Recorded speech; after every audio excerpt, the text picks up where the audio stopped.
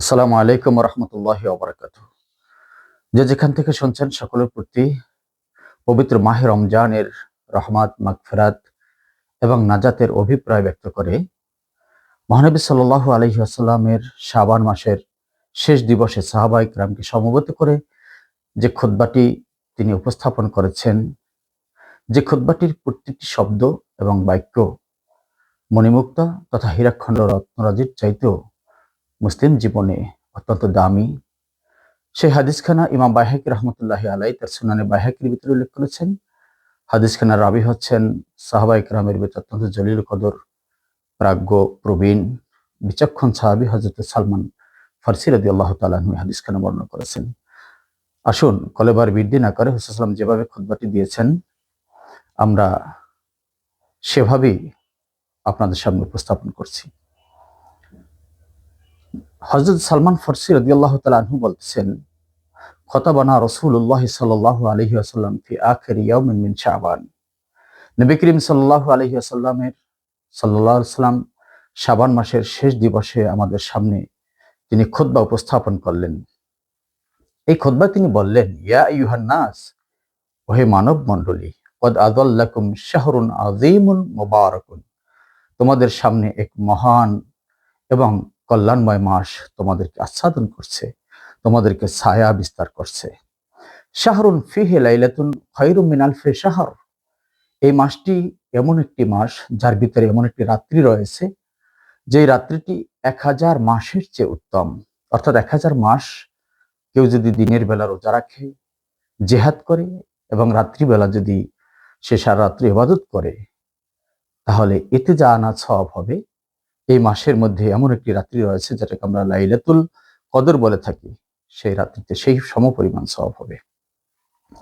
জাআলাল্লাহু সিয়ামাহু ফারিদাহ ওয়া কিয়ামা লাইলিহি তাতাওয়া, আল্লাহ তাআলা এই মাসে রোজা রাখাটাকে তিনি ফরজ করেছেন এবং রাত্রিবেলা আমরা যেটাকে তারাবির নামাজ বলি, কিয়ামুল লাইল, এটাকে সুন্নাত করা হয়েছে।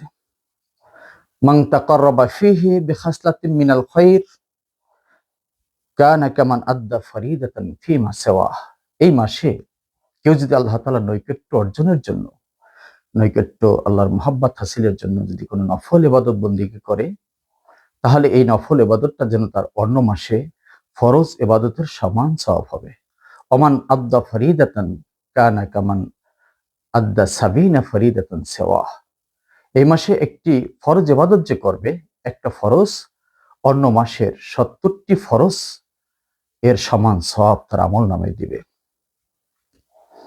ওহুয়া শাহরুন, আল্লাহর হাবিব বলেন, ওহুয়া শাহরুস সবরে, এই মাসটা হচ্ছে ধৈর্য তথা সহিষ্ণুতার মাস। আর অসব্র সওয়াবুহু আল জান্নাহ, ধৈর্যের একমাত্র ফল হলো জান্নাত। যেহেতু কোরআন শরীফে আসছে, আল্লাহ তাআলা বলেছেন, ইন্নাল্লাহা মাআস সাবিরিন, নিশ্চয় আল্লাহ তাআলা ধৈর্যশীলদের সাথে আছেন। আর এখানে নবী করিম সাল্লাল্লাহু আলাইহি ওয়াসাল্লাম বলেছেন, এই ধৈর্য ধারণকারী সহিষ্ণু যারা, এদের সওয়াব, এদের প্রতিদান আল্লাহ তাআলা কিয়ামতের দিন পুরস্কার হিসেবে তাদেরকে জান্নাত দিবেন। ওয়া শাহরুল মুওয়াসাত, এটা হচ্ছে সাম্য, মৈত্রী, সম্প্রীতি এবং ন্যায় তথা ইনসাফ প্রতিষ্ঠার মাস। ওয়া শাহরুন ইউজাদু ফীহি রিজকুল মুমিন, এটা এমন একটি মাস যে মাসে মুমিনের রিজিককে বৃদ্ধি করে দেওয়া হয়। মান ফাত্তারা ফীহি সাইমান, এই মাসে যদি কেউ আরেকজন রোজাদারকে ইফতারি করায়, তাহলে তার সওয়াব কি হবে? আল্লাহর হাবিব সাল্লাল্লাহু আলাইহি ওয়াসাল্লাম এ ব্যাপারে 3টি কথা বলেছেন।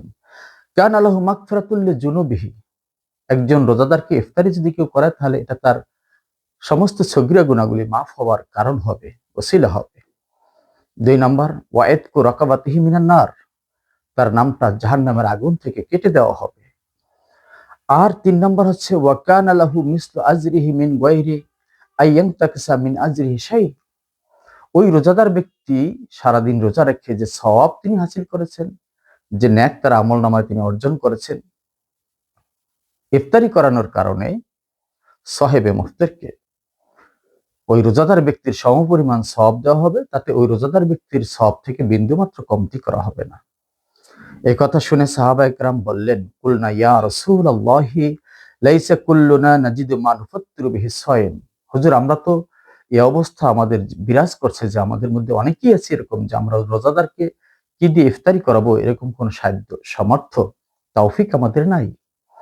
তখন আল্লাহর হাবিব সাল্লাল্লাহু আলাইহি সাল্লাম এই যে তিনটি সওয়াবের কথা বললাম এ ব্যাপারে তিনি বলেছেন যে এই সওয়াবটা আল্লাহ তাআলা দিবেন কাদেরকে? আমার সাহাবীরা শুনে রাখো, ইয়াতিল্লাহু হাদা সওয়াব, আল্লাহ তাআলা আমার উম্মতের মধ্যে যারা ইফতার করাবে, গরিব হয়েও যারা ইফতার করাবে, ওই তিনটা সওয়াব দেবেন এই ধরনের ব্যক্তিকে যারা মান ফাত্তারা সায়মান আলা মাদাকাতি লাবানিন, যে অন্য রোজাদারকে ইফতারি করাবে এক পেয়ালা দুধ দ্বারা, অথবা আও তামারিন, অথবা একটি খেজুর দ্বারা, আও শারবাতিন মিন মাইন, অথবা এক পেয়ালা বা এক বাটি পানি দ্বারা যদি কোনো রোজাদারকে ইফতারি করা হয়, এক পেয়ালা দুধ, একটি খেজুর, অথবা এক পেয়ালা পানি, তিনটার যে কোনো একটি, এতটুকু একজন রোজাদারকে ইফতারি করালে আল্লাহ তাআলা তাকে ওই তিন ধরনের সওয়াব দিবেন।